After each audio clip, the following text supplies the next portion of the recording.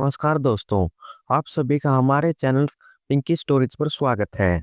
आज की कहानी का नाम है सच। मोबाइल 2 बार बज चुका था। मुझे सुनाई तो दे रहा था, लेकिन नींद की वजह से आंखें खुल ही नहीं रही थी। लेकिन जब तीसरी बार मोबाइल बजा, तो मैं चिढ़ते हुए उठ गई और सोची कि सुबह-सुबह कौन है जो इतना परेशान कर रहा है।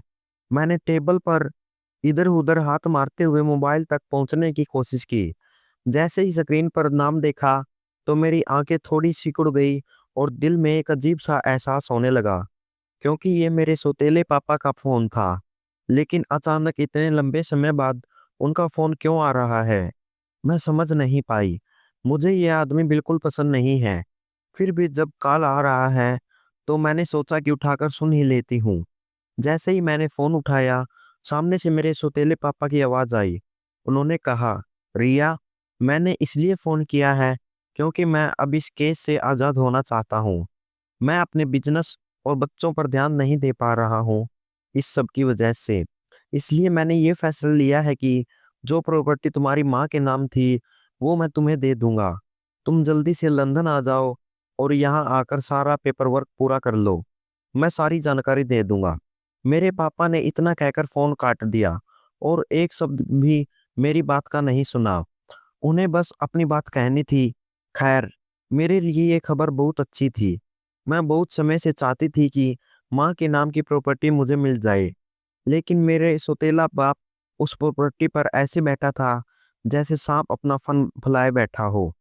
क्योंकि उसे लगता था कि मैं इंडिया में हूँ, वो लंदन में है और प्रॉपर्टी भी वहीं है, तो मैं कुछ नहीं कर पाऊँगी और हार मान जाऊँगी। लेकिन ये सब राहुल के होते हुए मुमकिन नहीं था। उसने इस मामले में मेरी पूरी मदद की। वो तो मेरी ज़िंदगी का जादूगर है। उसने मेरी हर परेशानी को झट से हल कर दिया है और ये मामला भी उसने अपने हाथ में ले लिया था। उसके बहुत से जानने वाले लंदन में रहते हैं और उन्हीं के ज़रिए उसने मेरे पापा के खिलाफ केस फाइल करवाया और मेरे सौतेले पापा के लिए ये साबित करना बहुत मुश्किल हो गया कि ये प्रॉपर्टी मेरी नहीं है। इस समय उसका बहुत सारा समय और पैसा बर्बाद हो रहा था और इसलिए आज वो हार मानकर बीच का रास्ता चुन लिया है। क्योंकि अगर हम केस जीत जाते तो उसे प्रॉपर्टी भी देनी पड़ती और मुझे मुआवजा भी देना पड़ता। वो बहुत चालाक है और उसे बहुत अच्छे से पता है कि ऐसे हालात में उसका ही नुकसान होता। इसलिए मैंने सोचा कि प्रॉपर्टी लौटाना ही उसके लिए बेहतर होगा। मैंने तुरंत राहुल को फ़ोन किया और सब कुछ बता दिया। उसने कहा, "देख रिया, मैंने पहले ही कहा था ना कि मैं तुम्हें तुम्हारा हक दिलवाकर रहूँगा।" मैंने कहा, "सच में राहुल, अब हम लंदन जाएँगे और सारी प्रॉपर्टी मेरे नाम करवा लेंगे और उसके बाद इंडिया लौटकर शादी कर लेंगे।" राहुल ने कहा, "अगर बुरा ना मानो तो मैं तुम्हें एक सुझाव देना चाहता हूँ।" मैंने कहा, "हाँ, बिल्कुल, तुम्हें एक नहीं बहुत सारे सुझाव देने का हक है। आज तो सुकून की ज़िंदगी मैं जी रही हूँ, वो सिर्फ़ तुम्हारी वजह से है, वरना मुझे ही पता है कि मैं कितनी परेशान होती।"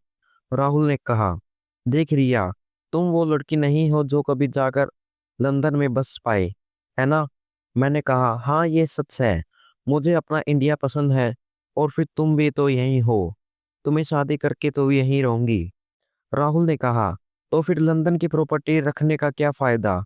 मैं तो कहूँगा कि तुम जाकर सारी प्रॉपर्टी बेच दो और जो भी कैश मिले उससे इंडिया में कोई नई प्रॉपर्टी खरीद लो।" मुझे राहुल की बात बहुत पसंद आई। मैंने कहा, "तुम बिल्कुल सही कह रही हो।" राहुल ने कहा, "अगर प्रॉपर्टी वहाँ रहेगी तो हमें बार-बार लंदन जाना पड़ेगा और देखभाल में भी परेशानी होगी और जब हमें वहाँ रहना ही नहीं है, तो रखने का क्या फ़ायदा?" मैंने कहा, "तो ठीक है, अब बताओ कब चलना है लंदन?" उसने कहा, "भले काम में देर कैसी, आज शाम की फ्लाइट से ही निकलते हैं।" मैं बहुत खुश थी, मैंने सारी तैयारियां कर ली थी। राहुल ने भी लंदन वाले अपने वकील से सब कुछ फाइनल कर लिया था। अब दोनों मोबाइल मुंबई एयरपोर्ट से लंदन के लिए रवाना हो गए। वहां पहुंचने के बाद मैं कई सालों बाद अपने सौतेले पिता से मिली। आज भी उसके चेहरे से साफ झलक रहा था कि वो मुझसे कितनी नफरत करता है। वो आदमी कभी भी मुझे अपनी बेटी नहीं मानता था।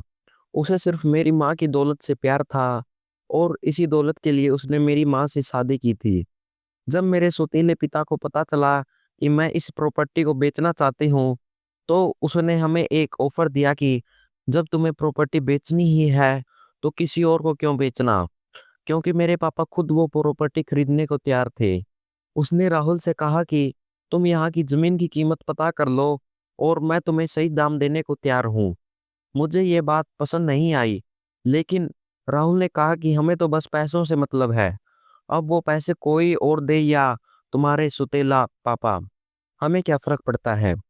और कम से कम हमें अपने जमीन के लिए कोई और खरीदार तो नहीं ढूंढना पड़ेगा। मैंने राहुल की बात मान ली। मुझे इन सब कामों की ज्यादा जानकारी नहीं थी, इसलिए मैंने राहुल से कहा कि अब आगे का सारा काम वो ही संभाले। राहुल ने मुझसे मेरे अकाउंट की सारी जानकारी ले ली और उसके बाद मैं होटल आ गई, क्योंकि मुझे तबीयत कुछ ठीक नहीं लग रही थी। शायद इतनी लंबी यात्रा के बाद मैं थोड़ा अजीब सा महसूस कर रही थी। शाम तक राहुल ने सारे जरूरी काम निपटा दिए थे। उसने कहा कि अब मुझे पूरी तरह से तसल्ली है कि पैसे कल सुबह तक तुम्हारे अकाउंट में ट्रांसफर हो जाएंगे। हमारी वापसी की फ्लाइट अगले दिन दोपहर में थी। हमने अपना सारा सामान पैक किया और होटल से चेकआउट करके एयरपोर्ट पहुंच गए। मैं बहुत खुश थी, क्योंकि अब इंडिया लौटने के बाद मैं अपनी बचपन की मोहब्बत के साथ एक नई जिंदगी शुरू करने जा रही थी। एयरपोर्ट पर इमिग्रेशन के दौरान हमारे कागजातों की जांच हो रही थी। राहुल मेरे आगे खड़ा था, दो लोगों के साथ। उसके कागजात चेक होने के बाद वह आगे चढ़ गया। जैसे ही मैं आगे बढ़ी, अचानक एक औरत से टकरा गई, जिससे उसका और मेरा दोनों का सामान नीचे गिर गया। वो औरत अजीब तरीके से झगड़ने लगी। मैंने उसे समझाने की कोशिश की कि मैंने जानबूझकर नहीं धक्का दिया, जिस पर उसने थोड़ी बड़बड़ाहट की और फिर अपना सामान समेटकर वहां से चली गई। मैंने भी जल्दी से अपना सामान उठाया और फिर अपने सारे दस्तावेज जांच के लिए दे दिए। कुछ देर तक तो वो अधिकारी मेरे डॉक्यूमेंट्स देखते रहे। उसके बाद उन्होंने मुझे आगे बढ़ने को कहा। तब तक राहुल प्लेन की ओर जाने वाले रास्ते पर आगे बढ़ चुका था। तभी अचानक पीछे से एक अधिकारी आया। वो वहां से आया और मेरे कंधे पर हाथ रखकर मेरा नाम पूछा। उसने कहा कि उसे मुझसे कुछ बात करनी है। इसके बाद वे लोग मुझे एक कमरे में ले गए, लेकिन मुझे नहीं पता था कि अब मेरी दुनिया ही पलटने वाली है। जैसे ही मैं उस कमरे में पहुंची, उन्होंने बताया कि मेरी बैग में जांच के दौरान उसमें से बहुत सारे ड्रग्स के पाउच मिले हैं। यह सुनकर मैं एकदम से सन्न रह गई। मैंने उन अधिकारियों से कहा कि यह मुमकिन ही नहीं है। मेरे बैग में ड्रग्स कैसे हो सकते हैं?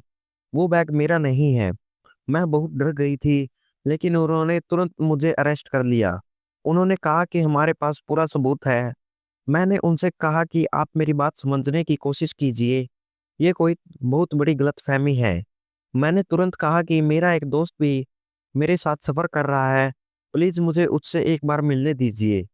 आप एक अनाउंसमेंट कराइए कि रिया शर्मा राहुल खन्ना से मिलना चाहती है, क्योंकि वो प्लेन में चढ़ चुका है और उसे नहीं पता कि मेरे साथ यहाँ क्या हो रहा है। उसे तो यही लग रहा होगा कि मेरे डॉक्यूमेंट की वेरिफिकेशन चल रही है। मैं बार बार उन अधिकारियों से कहती रही, लेकिन किसी ने मेरी एक नहीं सुनी। पुलिस ऑफिसर ने भी मेरी कोई बात नहीं मानी। मैं चीखती रही, चिल्लाती रही। उस वक्त मैं इतनी बेवकूफ हो गई थी कि एयरपोर्ट पर जोर जोर से राहुल राहुल चिल्लाने लगी। शायद मुझे ये गलतफहमी थी कि मेरी आवाज यहाँ से प्लेन के अंदर तक पहुंच जाएगी, जबकि ये बिल्कुल नामुमकिन था। मैं सोच रही थी कि वहां राहुल भी परेशान रहा होगा कि अब तक मैं प्लेन में क्यों नहीं पहुंची, लेकिन उसे तो ये भी नहीं पता कि यहाँ मेरे साथ क्या हो गया है। मैं उससे कैसे संपर्क करूं, अपना संदेश कैसे पहुंचाऊं? मुझे कुछ समझ नहीं आ रहा था। उन्होंने तुरंत मुझे अपनी हिरासत में ले लिया और पुलिस स्टेशन ले गई, और वहां भी वही सब चलता रहा और मैं भी खुद को निर्दोष साबित करने की कोशिश करती रही। लेकिन मैं ये सब साबित ही नहीं कर पा रही थी कि मेरे बैग में ड्रग्स कैसे और कहां से आए। अब मुझे पूरी तरह से शक हो लगा था कि शायद चेकिंग के दौरान किसी तस्कर ने मुझे निशाना बनाया है, या फिर उसने पुलिस से बचने के लिए मेरे बैग में ड्रग्स छिपा दिए, या फिर ये सब इन अधिकारियों की कोई चाल थी। जब मैंने उनके सामने पैसे ऑफर किए, तो वे मुस्कुराने लगे और बोले कि अगर ये बात एयरपोर्ट पर होती तो कुछ किया जा सकता था। लेकिन अब मामला हमारे सीनियर अधिकारियों तक पहुंच चुका है, इसलिए अब कुछ नहीं हो सकता। मुझे अपनी समझदारी पर भी बहुत पछतावा हो रहा था कि मैंने पैसों के बारे में इतनी देर से क्यों सोचा। अगर राहुल मेरे साथ यहाँ होता तो वह इस मामले को तुरंत संभाल लेता, लेकिन मेरी बदकिस्मत थी कि वो मुझसे पहले ही आगे बढ़ चुका था। उन लोगों ने मेरे मोबाइल को भी मेरे बैग के साथ जब्त कर लिया था। मैं बार बार उनसे गुहार लगाती रही कि मुझे एक बार राहुल से संपर्क करने दिया जाए, लेकिन वे लोग मेरी कोई बात नहीं सुन रहे थे। इसके बाद उन्होंने मुझे उठाकर जेल में डाल दिया। मैं बस रोती रही, बिलखती रही। मुझे समझ नहीं आ रहा था कि अचानक मेरे साथ ये क्या हो गया। धीरे धीरे 2 दिन बीत गए, लेकिन उन अधिकारियों में से कोई भी मेरी बात सुनने को तैयार नहीं था। मैं अंदर से घबरा रही थी और मुझे यह भी पता था कि राहुल भी मेरी बहुत चिंता कर रहा होगा। उसे तो यह भी नहीं पता होगा कि मैं इस वक्त कहाँ हूँ। लंदन के कानून बहुत सख्त होते हैं और ड्रग्स के मामले में तो बहुत ज्यादा परेशानी होती है। मेरी हालत बहुत बेबस थी। 2 दिन बाद मुझे जज के सामने पेश किया गया। वहां भी मैंने समझाया कि मैं यहाँ क्यों आई थी। मैंने उन्हें बताया कि आप इस पते पर जाकर सब कुछ पता कर सकते हैं। इसके बाद वे लोग मुझे फिर से जेल में ले गए और फिर जब 1 हफ्ते बाद मेरी फिर से सुनवाई हुई तो मुझे बताया गया कि बाकी सभी बातें मेरे बिल्कुल सही हैं, लेकिन इससे ये साबित नहीं होता कि मैं ड्रग्स स्मगलर नहीं हूँ, क्योंकि ड्रग्स मेरे बैग में मिले हैं। और उन्होंने मुझ पर यह भी आरोप लगाया है कि मैं किसी अंतर्राष्ट्रीय गैंग का हिस्सा हूँ। मुझे समझ नहीं आ रहा कि मेरी परेशानियां एक के बाद एक क्यों बढ़ती जा रही हैं और इस प्रदेश में मेरी मदद करने वाला कोई नहीं था। मेरा वकील भी बिल्कुल बेकार था। वो लंदन का था और हर बात वहाँ के कानून के मुताबिक कर रहा था। मुझे तो ऐसा लग रहा था जैसे वो मुझे बचाने के बजाय उलझा रहा है। जब मुझे कुछ और समझ नहीं आया तो मैंने उससे विनती की कि कम से कम वो मेरा केस मेरी सुतेले पिता से संपर्क करने के लिए ही बता दे, लेकिन उन्होंने मेरी ये बात भी नहीं मानी। अब इस केस में कुछ ज्यादा बचा ही नहीं था और इसी वजह से मुझे वही सजा सुना दी गई जो लंदन में ड्रग्स केस में तय की जाती है। ये कहते हुए कि अब ये अपराध सिद्ध हो चुका है, मैं पूरी तरह से टूट चुकी थी। मेरी जिंदगी बर्बाद हो चुकी थी। अब मुझे लंदन कोर्ट से जेल ले जाया जा रहा था। जैसे ही उन्होंने मुझे गाड़ी में बैठाया, मेरी नज़र दूर खड़े एक शख्स पर पड़ी। उसे देखते ही मेरे शरीर में जैसे फिर से जान आ गई। जब किसी परदेसी देश में अपना कोई दिखता है तो ऐसा लगता है जैसे मृत शरीर में प्राण लौट आए हों। मेरे साथ भी कुछ ऐसा ही हुआ। मैंने उस लड़के को देखते ही जोर जोर से चिल्लाना शुरू कर दिया, अविनाश, अविनाश। लेकिन उस वक्त वहां बहुत भीड़ थी और शोर भी बहुत था, जिसकी वजह से मेरी आवाज उस तक नहीं पहुंच पा रही थी। लेकिन फिर भी मैं हिम्मत नहीं हार रही थी और अपनी पूरी ताकत से उसका नाम चिल्लाती रही। तभी मेरी आवाज उसके कानों तक पहुंची और वो इधर उधर देखने लगा। लेकिन तब तक मेरी गाड़ी आगे बढ़ चुकी थी। मेरी आखिरी उम्मीद भी जाती रही। अब मुझे अस्पताल नहीं बल्कि एक नई जेल में भेजा जा रहा था। जब मुझे जेल ले गया गया तो मैंने देखा कि वहां की कोठरियों में कई औरतें बंद थी। वे सब बहुत डरावनी लग रही थी। उन्हें देखकर मेरी आत्मा कांप गई। वहां पहुंचते ही मुझसे कहा गया कि अपने कपड़े बदलो और फिर मुझे मेरी कोठरी में डाल दिया गया। मेरे साथ वहां एक और लड़की थी। वो बहुत चुपचाप थी और थोड़ा अजीब सी लग रही थी। मुझे लगा उससे बात करना सही नहीं होगा, इसलिए मैं एक कोने में बैठकर रोने लगी। एक ही दिन में मेरी जिंदगी में ऐसा क्या हो गया था, मैं कुछ समझ ही नहीं पा रही थी। वैसे ही मेरी जिंदगी शुरू से ही कठिनाइयों से भरी रही है। मेरी माँ एक करोड़पति परिवार की इकलौती बेटी थी। उन्होंने अपने मन में एक मध्यवर्गीय लड़के से शादी कर ली थी। इस वजह से उनके परिवार ने कभी मेरे पिता को दर्जा नहीं दिया जो एक दामाद को मिलना चाहिए। जब भी मेरा पिता माँ के साथ ननिहाल जाते तो वहाँ उनका हमेशा अपमान किया जाता और फिर धीरे धीरे ऐसा माहौल बना कि मेरे पिता वहीं जमाई बनकर रहने लगे। माँ की खुशी के लिए पिता ने ये सब भी स्वीकार कर लिया, लेकिन मेरे ननिहाल वालों को चैन नहीं आया। अब उन्होंने मेरे पिता को नौकरों की तरह ट्रीट करना शुरू कर दिया और माँ के कान भरने लगे। जिससे माँ और पिता के बीच झगड़े होने लगे और इन झगड़ों का मुझ पर बहुत बुरा असर पड़ा। और फिर एक दिन मेरे पिता कहीं चले गए या गायब हो गए। माँ ने उन्हें बहुत ढूंढा लेकिन वे कहीं नहीं मिले। वो कहाँ गए, उनके साथ क्या हुआ, इतने सालों से कोई नहीं जान पाया। अब सिर्फ मैं और मेरी माँ ही रह गए थे। मेरे नाना ने माँ को समझाया कि एक औरत का इतनी लंबी जिंदगी एक लड़की के साथ काटना बहुत मुश्किल होता है। अगर इस लड़की के सिर पर बाप का साया नहीं होगा तो ये दुनिया इसे चैन से जीने नहीं देगी।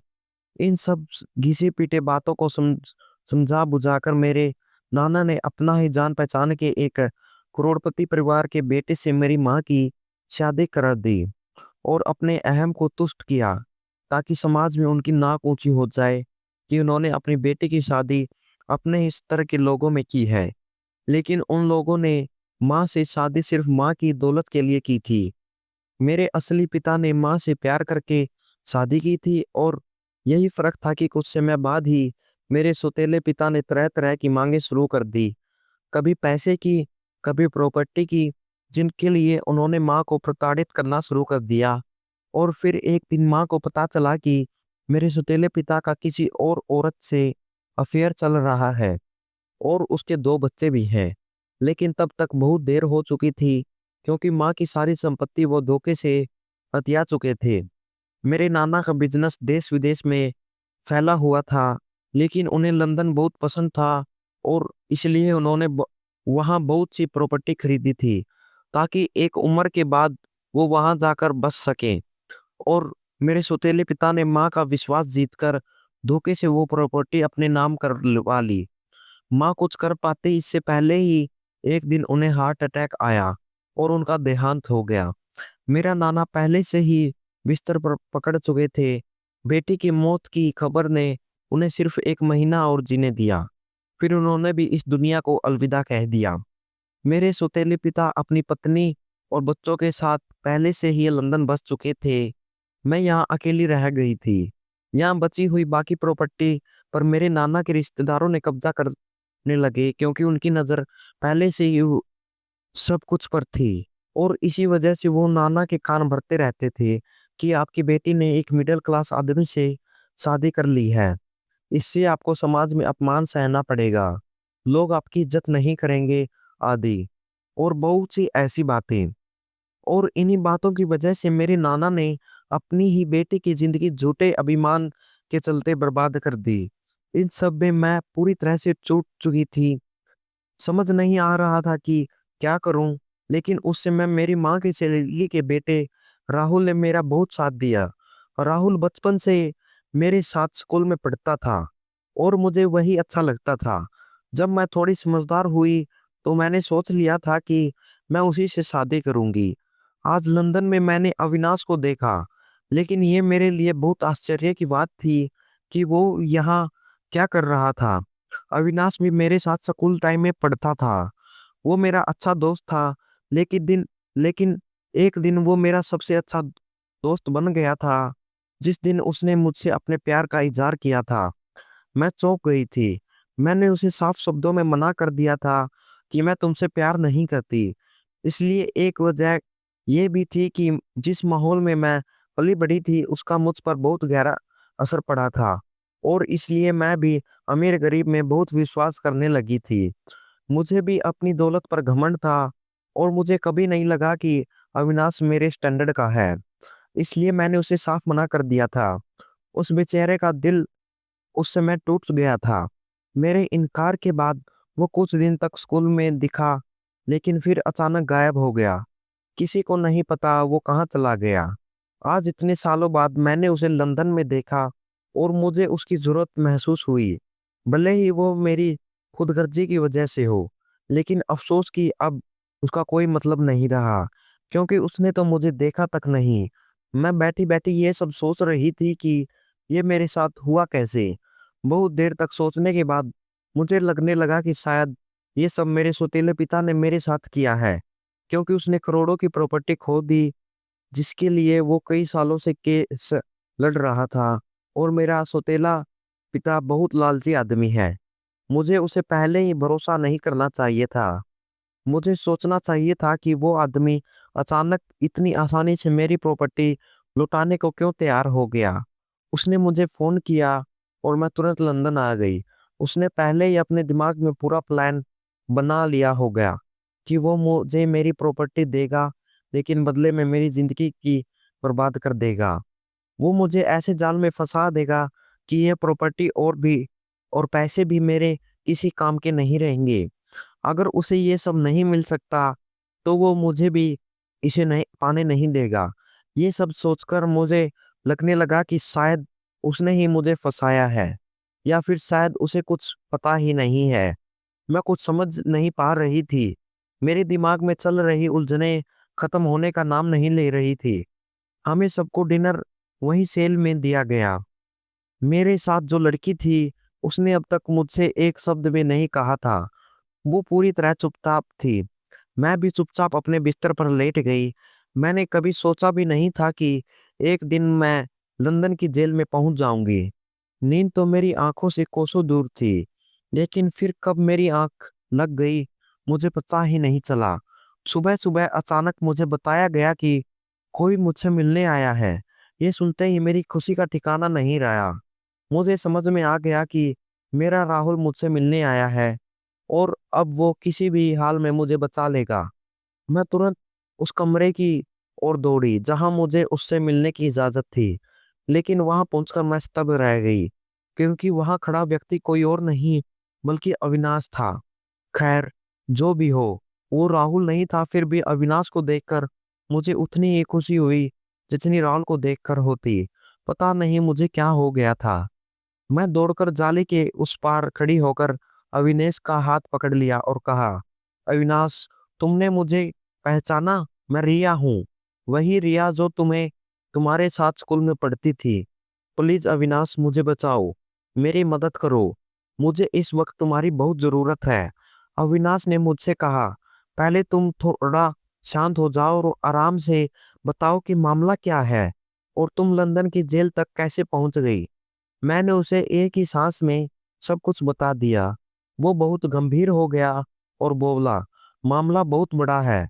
ड्रग्स का मामला यहाँ बहुत गंभीर होता है और ये साबित करना बहुत मुश्किल होता है कि जो ड्रग्स तुम्हारे लगेज में मिले वो तुम्हारे नहीं थे। अविनाश ने गंभीरता से कहा। मैंने उसे एक ही सांस में सब कुछ बता दिया और कहा कि तुम एक काम करो, मैं तुम्हें राहुल का नंबर देती हूँ। प्लीज तुम जाकर उससे संपर्क करो। अगर कोई हमारी मदद कर सकता है, तो वो सिर्फ राहुल कर सकता है, क्योंकि वो इस बात का गवाह भी है। अविनाश ने कहा, हाँ, तुम बिल्कुल ठीक कह रही हो।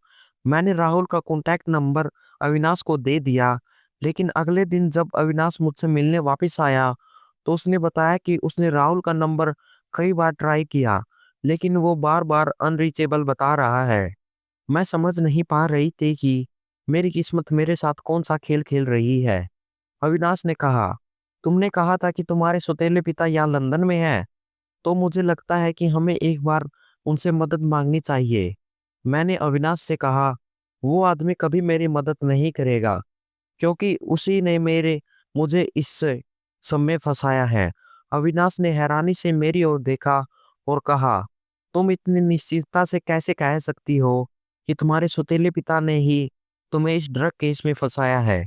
मैंने कहा, तो और कौन करेगा ये सब मेरे साथ? तुम ही बताओ, लंदन में मेरा कौन है? वो आदमी इतनी सालों से यही करता आ रहा है। वही यहाँ रहता है। ऐसे लोगों से उसका संपर्क होना कोई बड़ी बात नहीं, क्योंकि वो पहले ही भी बहुत गलत काम कर चुका है।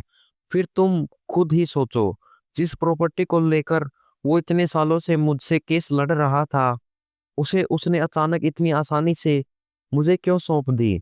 सिर्फ इसलिए ताकि वो मेरी ज़िंदगी भी बर्बाद कर सके। अविनाश ने कहा, तुम्हारी बात में दम है। मुमकिन है जो तुम कह रही हो वो बिल्कुल सच हो, लेकिन फिर हमें एक बार तुम्हारे पिता से बात करनी चाहिए। कम से कम हमें कुछ जानकारी तो मिलेगी, क्योंकि ये बात अभी साबित नहीं हुई है। मुमकिन है उसी की मदद से मैं तुम्हें बचा सकूं। इसलिए तुम मुझे अपने पिता का पता दे दो। मैंने अविनाश को अपने सौतेले पिता का एड्रेस दे दिया। फिर मैंने पूछा, लेकिन अविनाश, तुम लंदन में क्या कर रहे हो?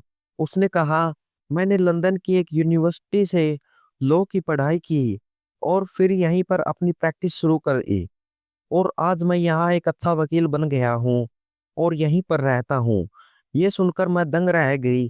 जिससे मैं कभी मिडिल क्लास लड़का समझती थी, वो आज लंदन का एक सफल वकील बन चुका है, और वो भी अपनी मेहनत के दम पर।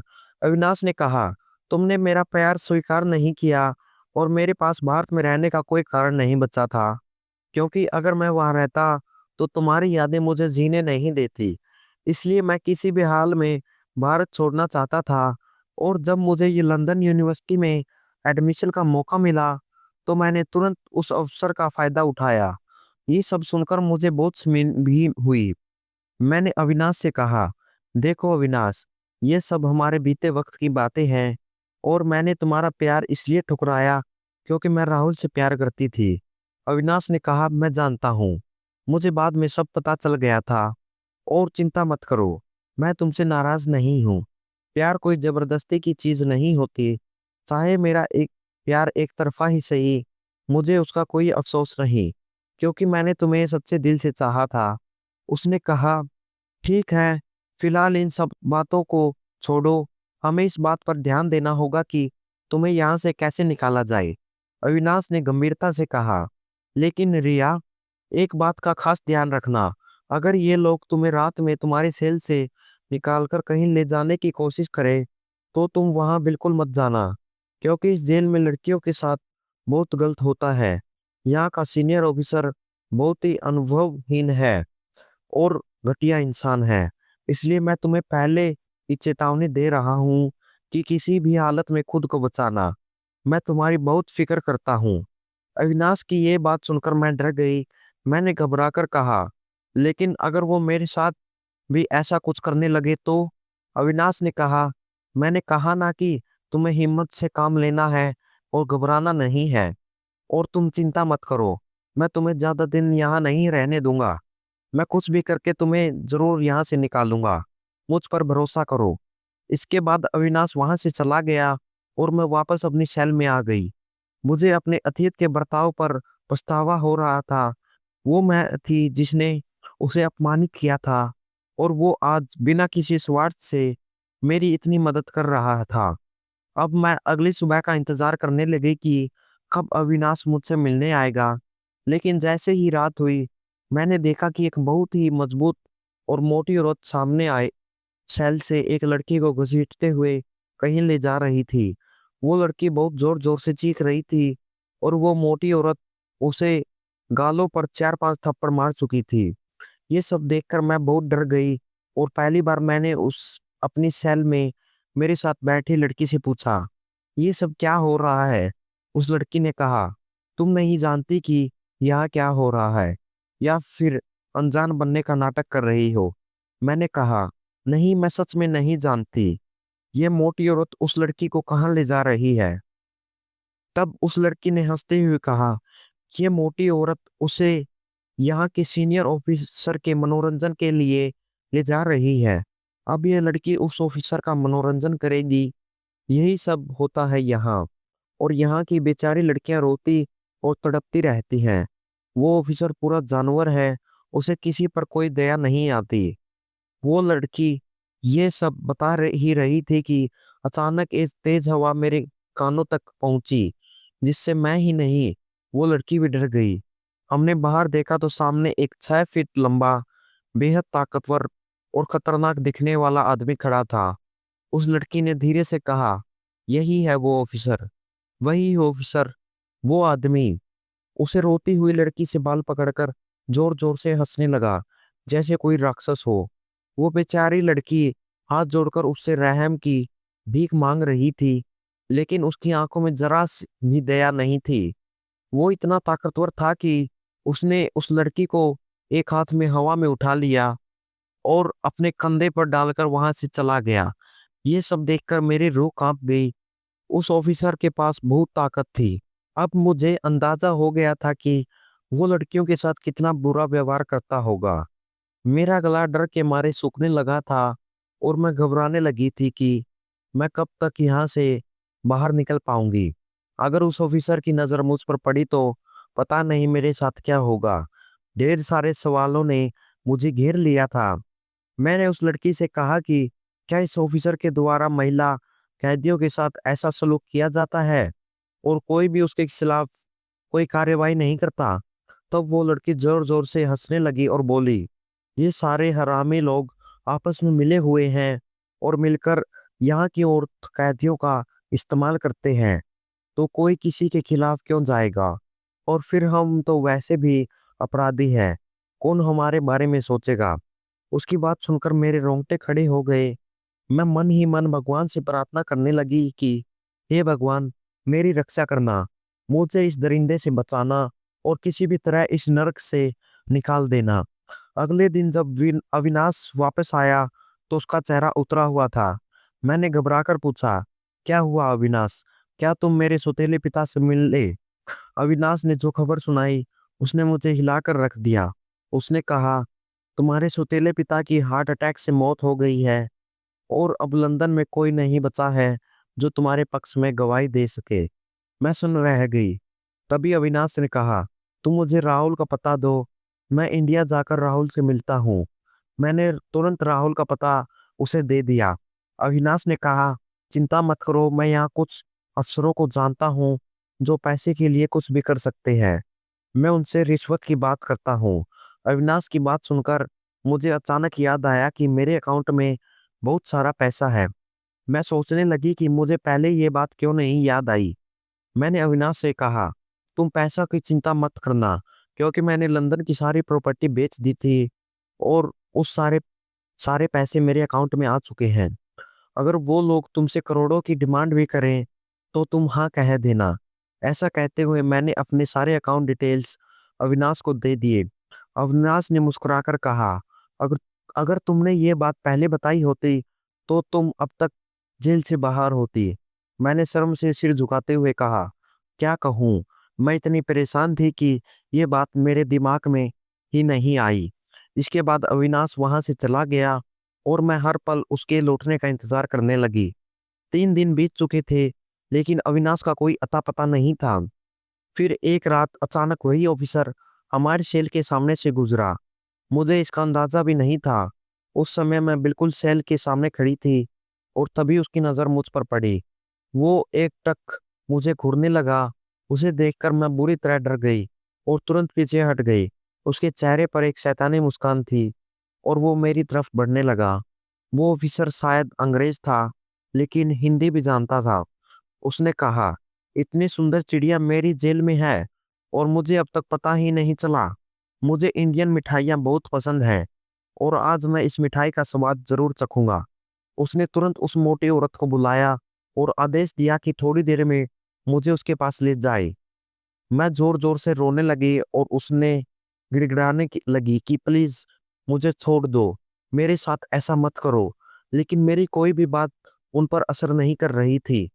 जब वह मोटी औरत मुझे लेने आई तो मेरे साथ वाली लड़की ने मेरी मदद करने की पूरी कोशिश की। वो उस मोटी औरत को बार बार मारने की कोशिश कर रही थी, उसे धक्का दे रही थी, लेकिन वो मोटी औरत इतनी ताकतवर थी कि हम दोनों मिलकर भी उसे हरा नहीं पा रहे थे।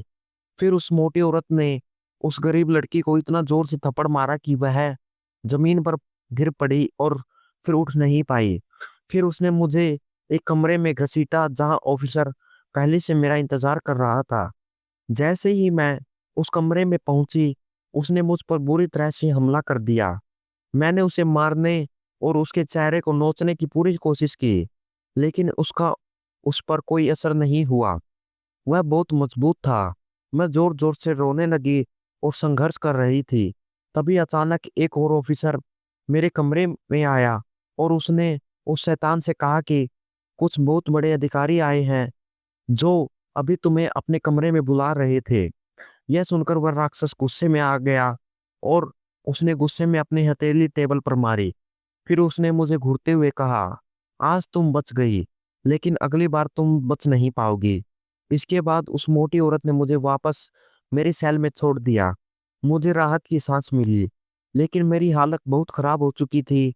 मेरे कपड़े फटे हुए थे और वह गरीब लड़की अभी भी बेहोश पड़ी थी। मैंने तुरंत पानी छींट दिया और उसे होश में लाया। जब उसने मुझे देखा तो वह गुस्से में आई और बोली, क्या हुआ? तुम ठीक हो? तुम्हारे साथ क्या हुआ?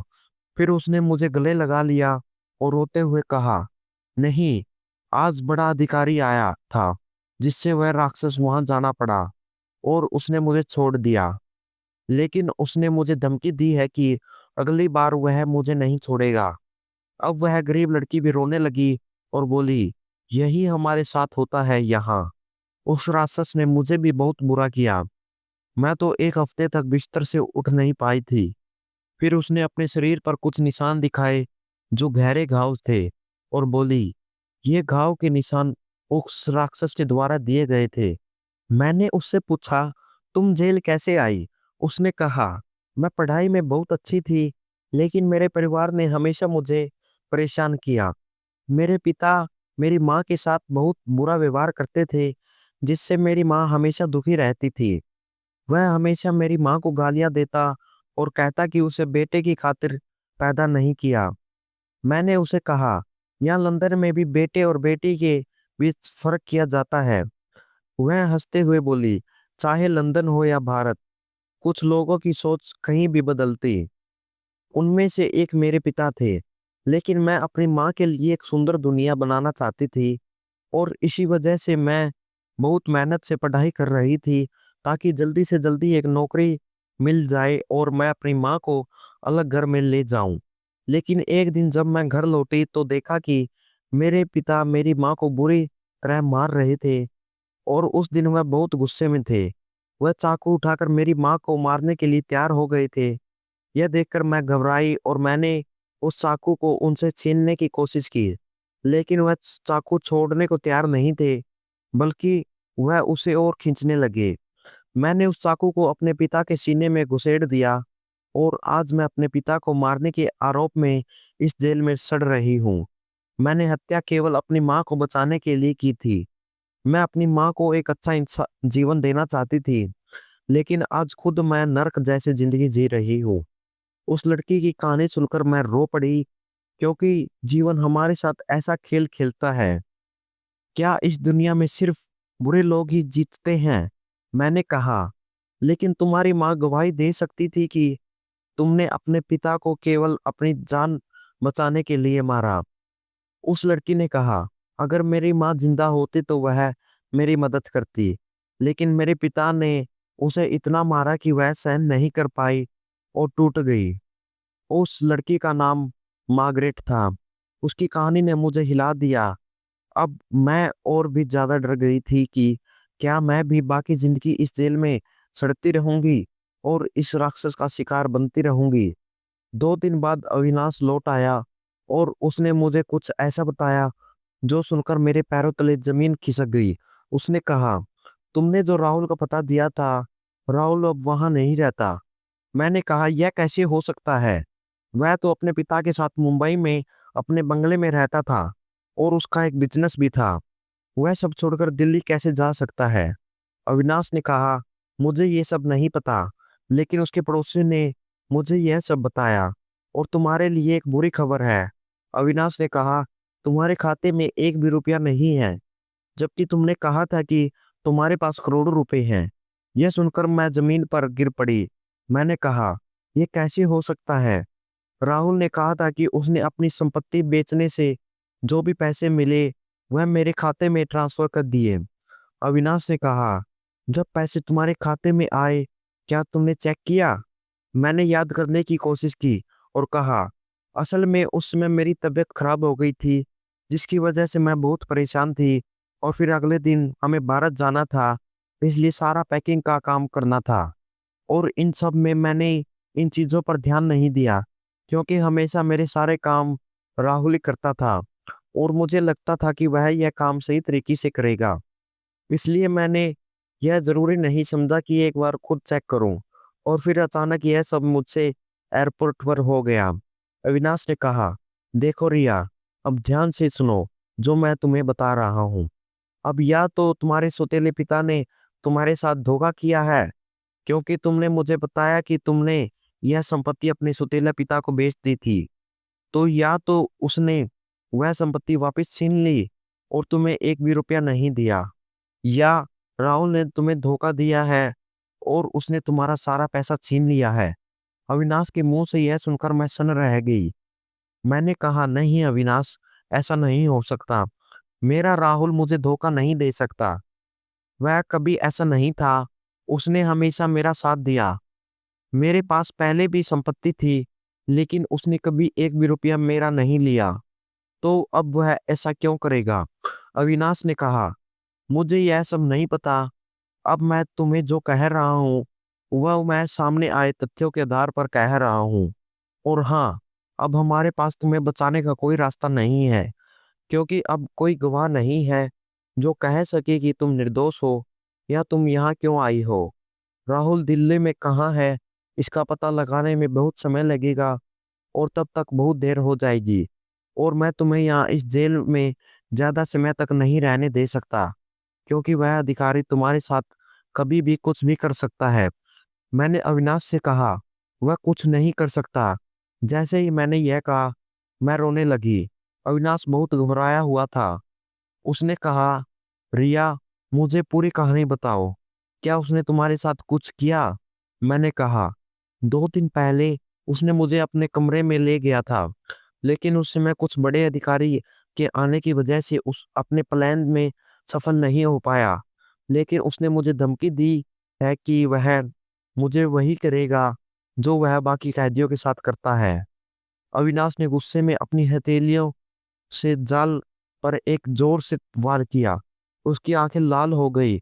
उसने कहा, अगर यह मेरे हाथ में होता तो मैं उस हरामजादे को मार डालता। इसलिए मैं तुमसे कह रहा हूं कि तुम्हारा यहाँ एक भी दिन रहना खतरे से खाली नहीं है। मैंने कहा, तो अब तुम मुझे बताओ, मैं यहाँ से कब जाऊंगी? उसने कहा, यहाँ से बाहर जाने का केवल एक तरीका है। मुझे तुम्हें किसी तरह से इस जेल से भगाने में मदद करनी होगी। मैंने अविनाश को हैरान होकर देखा और कहा, क्या तुम पागल हो गए हो?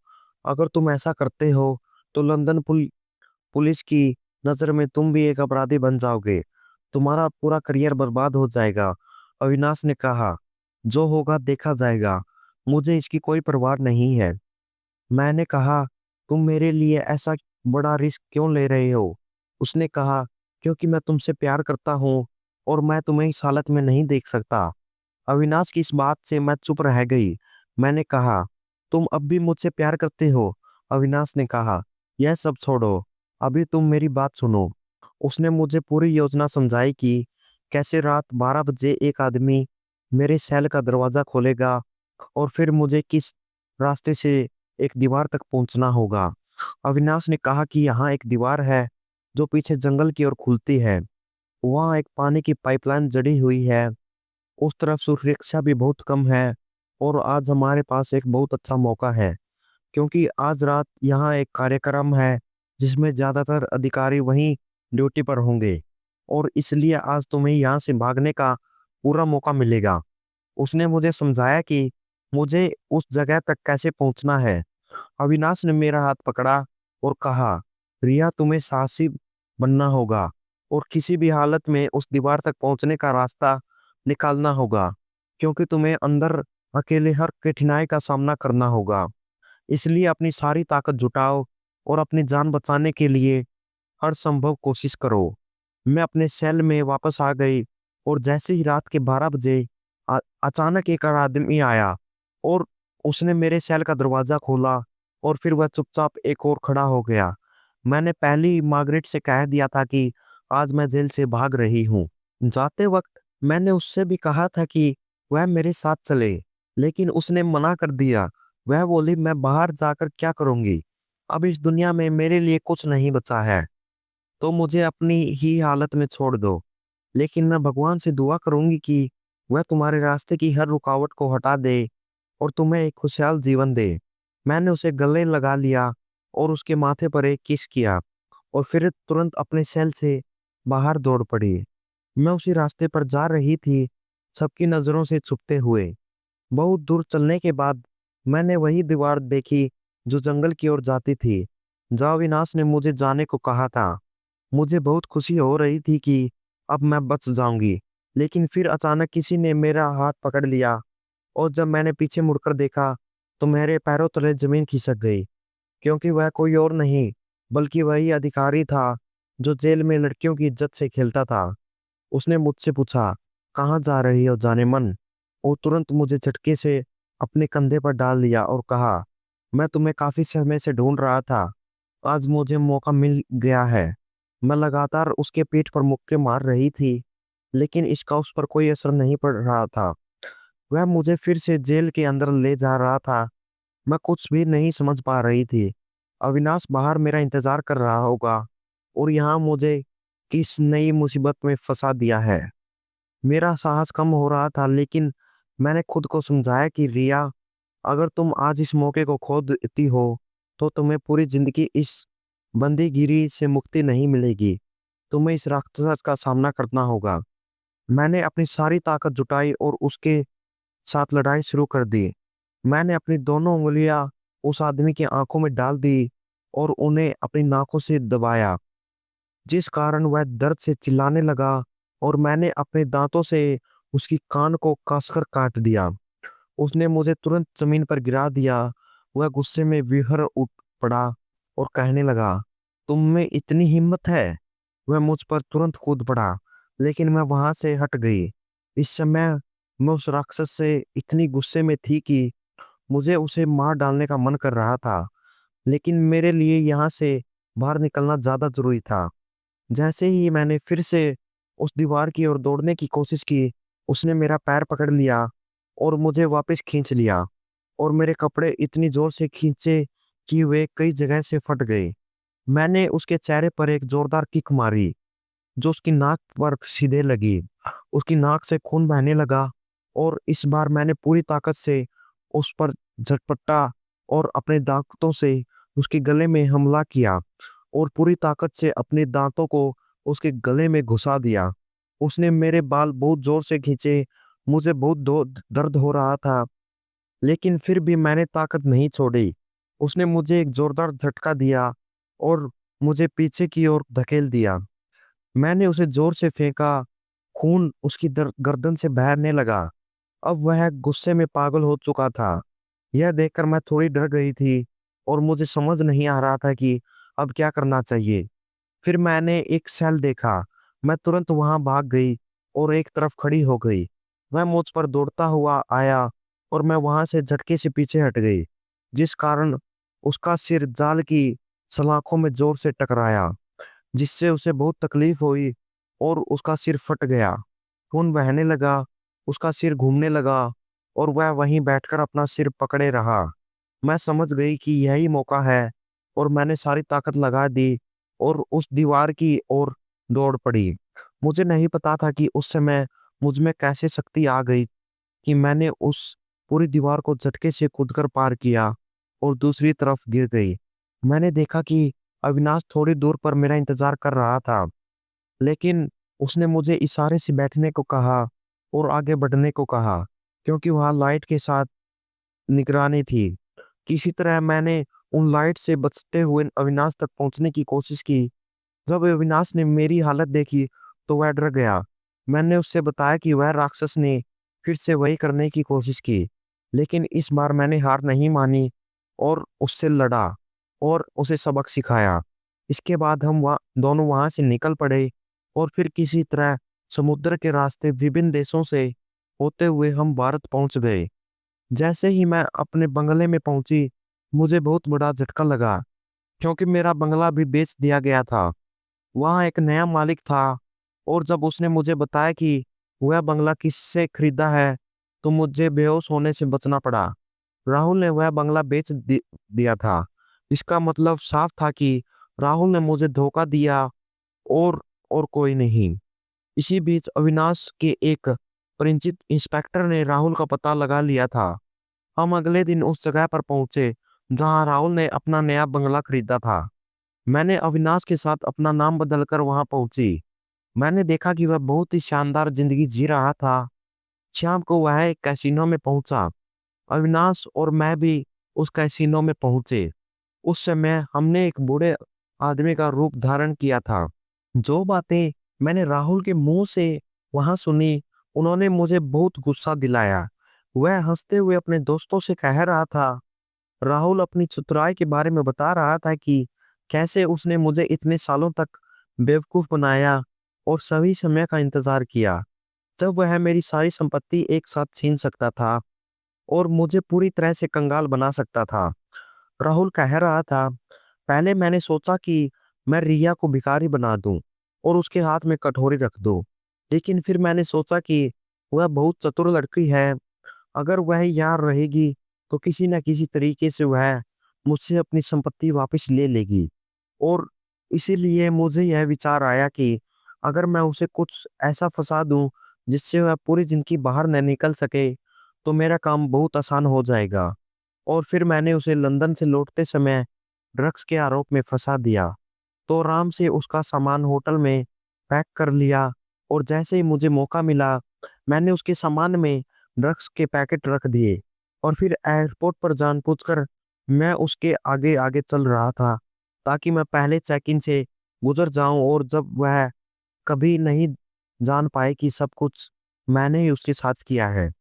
उसने मुझसे इतना विश्वास किया कि उस मूर्ख ने एक बार भी यह चेक नहीं किया कि मैंने अपनी संपत्ति के पैसे उसके खाते में ट्रांसफर किए हैं या नहीं। मैंने उसके दस्तखत भी धोखाधड़ी से प्रॉपर्टी पेपर्स पर ले लिए और वह भी अपने नाम पर रजिस्टर करवा लिया। मेरे पापा को लगता है कि मैं बेवकूफ़ हूँ, लेकिन अब उनकी नज़रों में मेरी इज्जत बहुत बढ़ गई है, क्योंकि उन्होंने भी अपनी पूरी ज़िंदगी में ऐसा बड़ा सौदा कभी नहीं किया। एक ही बार में मैं करोड़पति बन गई हूँ। उसके दोस्त ने कहा, वाह दोस्त, तेरी ज़िंदगी सेट हो गई है। राहुल ने कहा, अरे, यह तो मेरे लिए कुछ भी नहीं है। मैं अरबपति बनना चाहता हूँ और अब मुझे एक और सोने की चिड़िया अपने जाल में फंसानी है। इसलिए मैं रोज कैसीनो आता हूँ, एक बार फिर से शिकार करने के बाद फिर मैं आराम से बैठकर अपना जीवन बिताऊंगा। उस समय मैं राहुल से नफरत कर रही थी।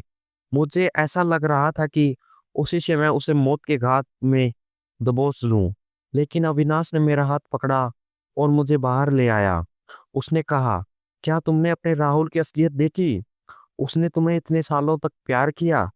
मैंने झूठा अभिनय किया और तुम्हारा साथ दिया ताकि वह पूरी तरह से तुम्हारा फायदा उठा सके। मैंने अविनाश को गले लगा लिया और कहा और जोर जोर से रोने लगी। मैंने कहा, अब कुछ भी नहीं हो सकता। मैंने उसे इतना बड़ा विश्वास दिया, उसका बहुत बड़ा कीमत चुकाया है। अब मैं पूरी तरह से बर्बाद हो गई हूँ। तुमने मेरा बहुत साथ दिया अविनाश। मैंने तुम्हारा सच्चा प्यार ठुकराया और राहुल को चुना, और शायद भगवान ने मुझे इसके लिए सजा दे रहा है। यह कहते हुए मैंने अविनाश से कहा, अब तुम अपनी जिंदगी मेरे कारण खराब मत करो। मैं यहाँ से जा रही हूँ। अविनाश ने मेरा हाथ पकड़ते हुए पूछा, तुम कहाँ जा रही हो? मैंने कहा, मुझे नहीं पता, कहीं नहीं कहीं तो पहुंच जाऊंगी। अब मेरे पास कुछ नहीं बचा।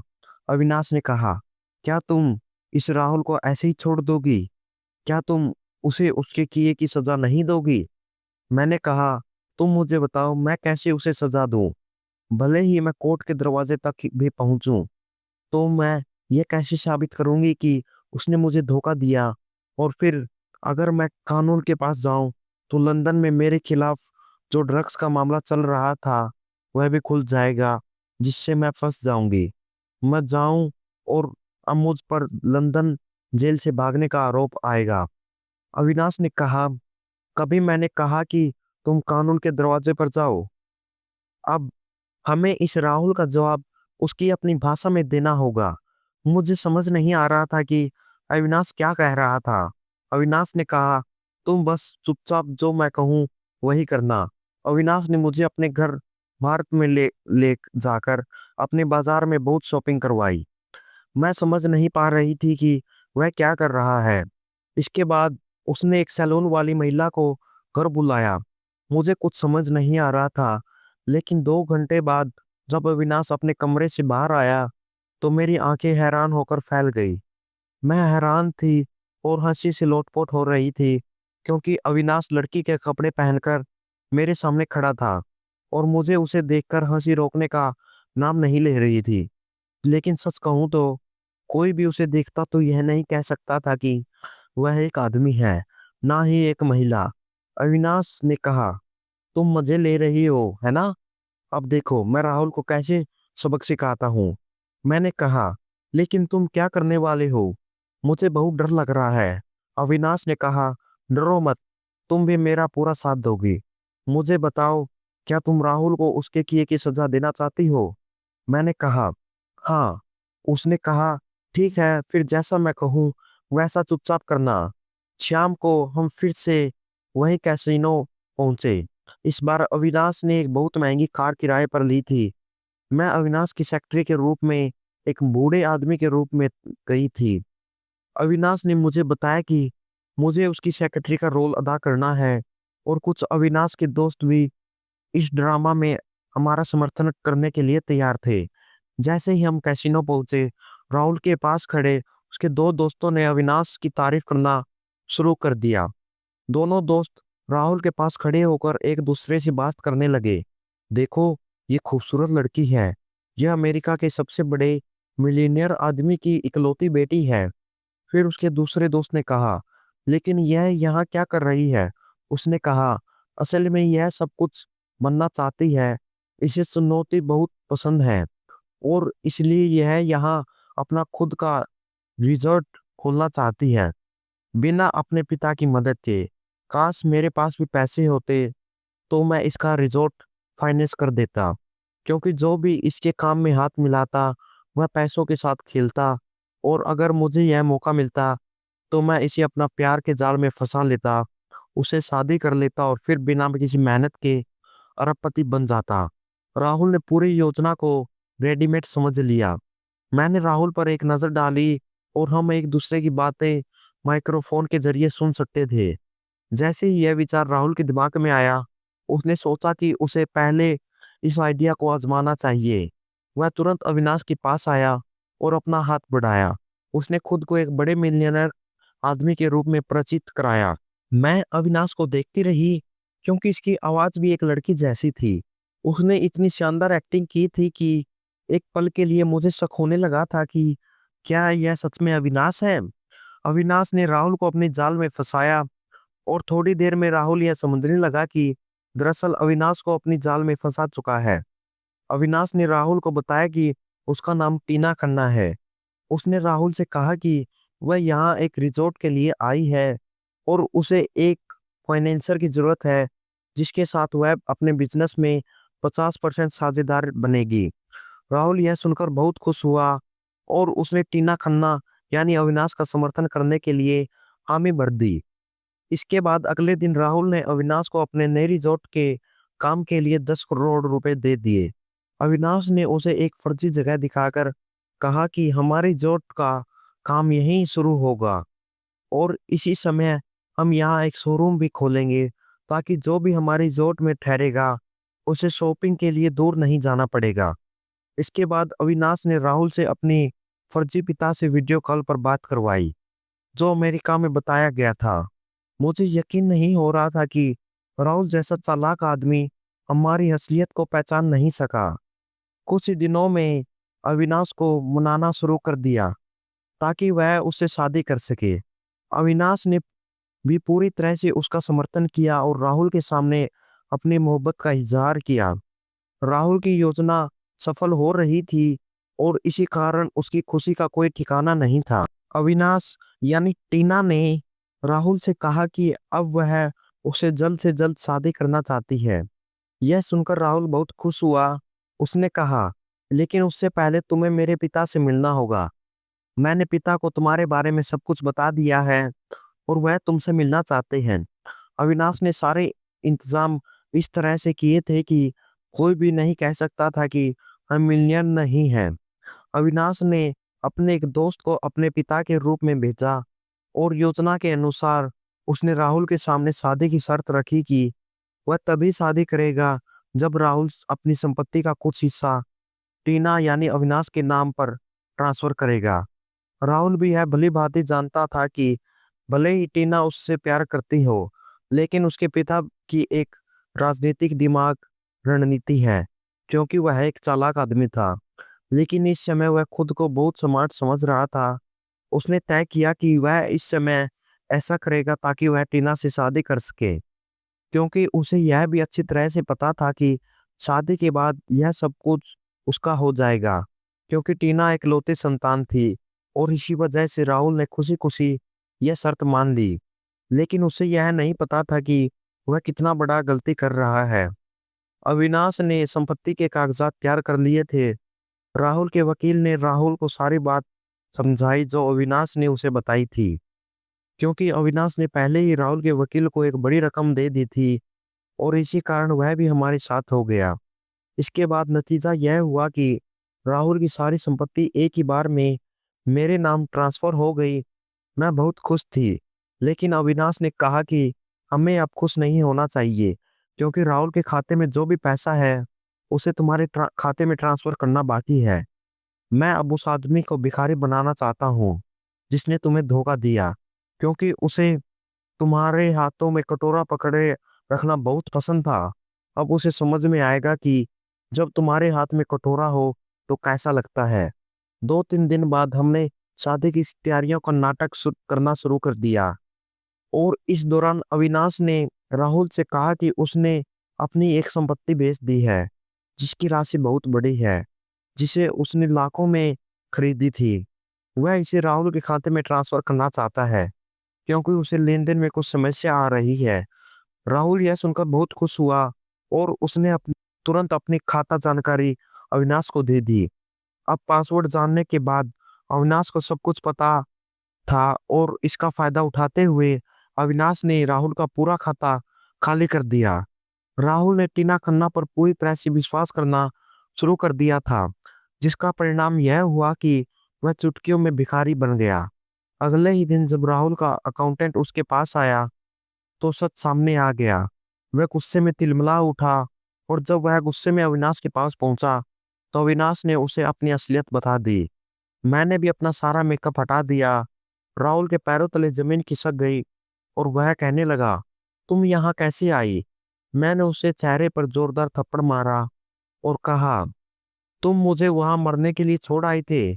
मैंने अपनी पूरी जिंदगी में तुमसे ज्यादा घटिया इंसान नहीं देखा।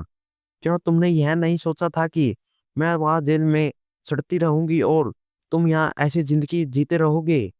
नहीं मिस्टर राहुल, ये तुम्हारी गलतफहमी थी। आज मैं यहाँ सिर्फ अविनाश की वजह से खड़ी हूँ और जो कटोरा तुम मुझे देना चाहते थे वह अब तुम्हारे हाथों में है। राहुल गुस्से से बौखलाया हुआ था और उसने मेरे गले को अपनी पकड़ में लिया था, लेकिन अविनाश ने उसे इतनी जोर से मारा कि वह दर्द से तड़प उठा। अविनाश ने कहा, जब तक तुम दूसरों के साथ ऐसा कर रहे थे तुम खूब आनंद ले रहे थे, लेकिन आज जब तुम्हारे साथ वही हुआ तो तुम्हें दर्द हो रहा है। तुम्हें अपने पुराने दोस्त से धोखा देना का कोई शर्म नहीं आई, जो तुम्हें इतना प्यार करती थी, जो तुम पर इतना विश्वास करती थी। राहुल कहने लगा, मैं तुम्हारे खिलाफ धोखाधड़ी का केस करूंगा। अविनाश ने कहा, करो, फिर तुम्हारी असलियत भी कानून के सामने आएगी कि तुमने रिया से धोखा किया और उसकी संपत्ति नष्ट कर दी। यह सुनकर राहुल चुप हो गया, क्योंकि अब उसे समझ में आ गया था कि वह जिस साल में फंसा था वह पूरी तरह से फंस चुका है। मैं वहां से तबाही के साथ वापस आई। मुझे सिर्फ मेरी खोई हुई संपत्ति ही नहीं, बल्कि उससे भी बहुत ज्यादा मिला, क्योंकि अब मेरे पास सिर्फ मेरी संपत्ति ही नहीं बल्कि राहुल की संपत्ति और उसका पैसा भी था।